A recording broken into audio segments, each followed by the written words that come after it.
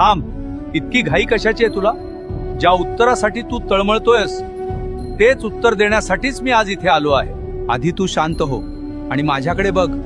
तुला फक्त तुझे रिकामे हात दिसले, पण त्या रिकाम्या हातांनी जेव्हा जेव्हा तू माझ्या पायरीला स्पर्श केलास तेव्हा तुझ्या नशिबातले कितीतरी काटे मी उपसून काढले. हे तुला दिसलं नाही.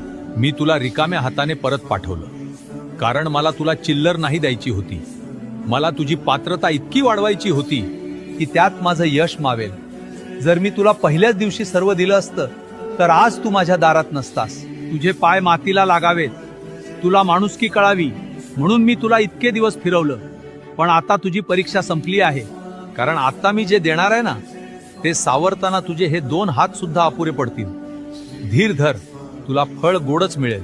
आणि एक गोष्ट लक्षात ठेव, सदैव श्री स्वामी समर्थ नावाचा जप करत राहा. भिवू नकोस, मी तुझ्या पाठीशी आहे.